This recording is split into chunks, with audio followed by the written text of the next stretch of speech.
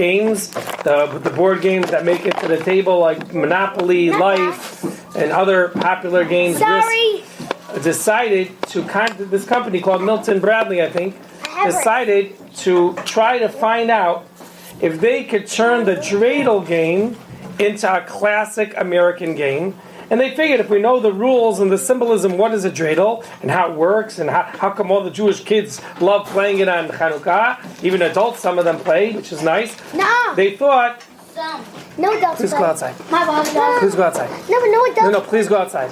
This is the first 3 times you interrupted. I didn't say anything. The 3rd time I'm going to say something. Please wait outside. Okay? Thank you for interrupting. Thank you for your I'm sorry.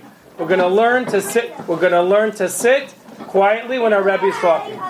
If you raise your hand and your Rebbe acknowledges you, that's a different story. So what happened was Milton Bradley contacted Moshe Meir Weiss, and they asked the following thing.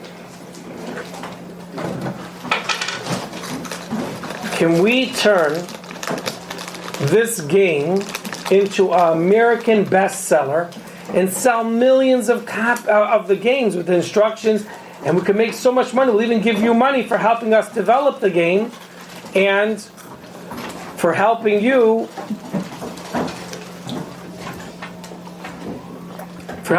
by you telling us what the rules are and what it means.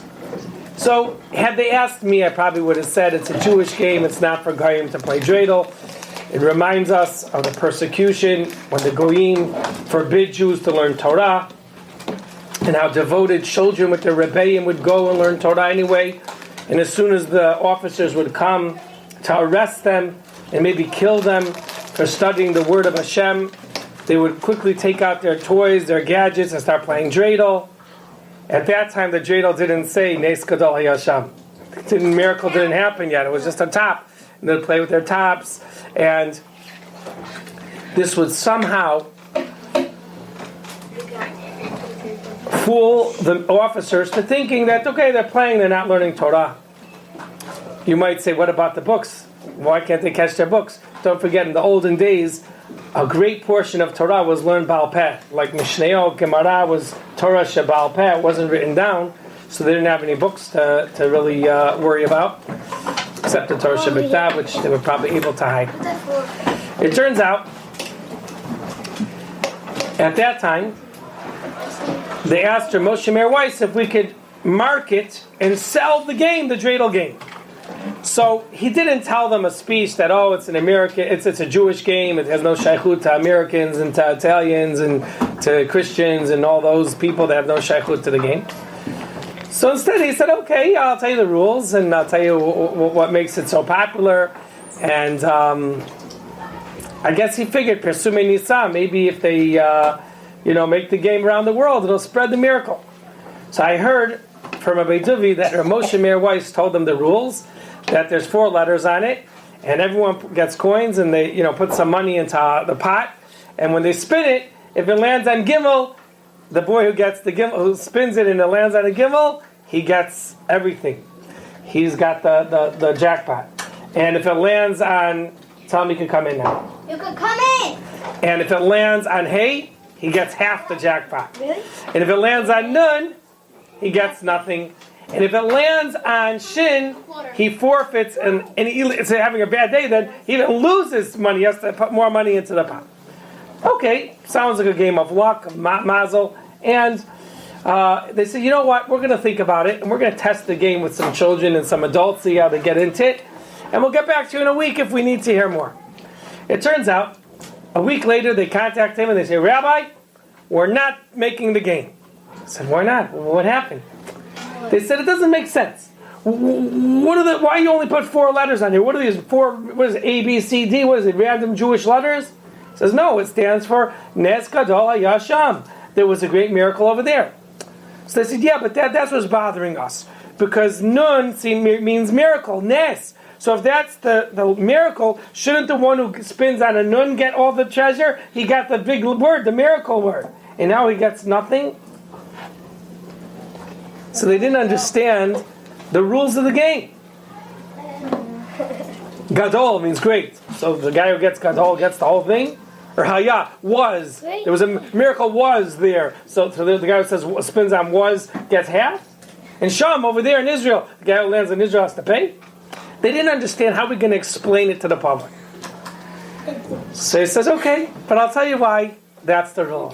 And I'm not sure if Moshe Meirweiss made this up on the spot or if he saw this in a sefer. He's a tremendous baki of Torah. He knows tremendous wealth of knowledge he has. So probably he saw it in a sefer. But it sounds like a Hasidic Aziz-Savar. Look what he said. So shall I tell you why the Gimel gets the most? Because us Jews have the Aleph Bet. The Aleph Bet is very kadosh. And Aleph stands for Hashem's name. Kel is Elokim, is Elokeinu. Ado is the Aleph.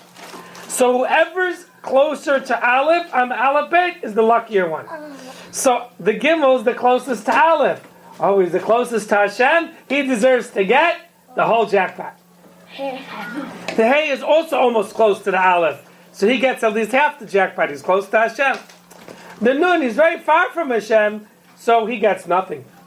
And the Shin, he's all the way, way far from Hashem. He has to lose out. So you see that whoever's closer to Hashem gets more. So he said, Rabbi, that sounds like a nice speech, but we don't think we'll be able to sell this game to the American public. But thank you for your time, and happy Hanukkah. But anyway, I think that amazing story reminds us about Hanukkah and how the closer you are to Hashem in life, the more you're a winner. You know, a friend of mine became a chassan this month, and he told me that he just found Hashem a few months ago. Which means he was growing up, but he had many tests, many nisyonot.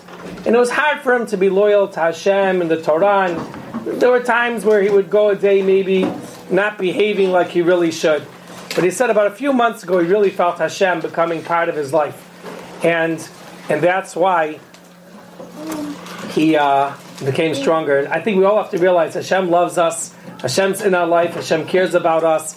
And always remember, Ein od milvado. If you're with Hashem, you have nothing to fear. Hashem can make everything work out. And the closer you are to Hashem in your life, the more you're going to win, the more you're going to see bracha and atzlacha in this world and the next world. And when someone's away from Hashem, he loses out. He thinks he's gaining. He doesn't realize in the end how much he's going to lose.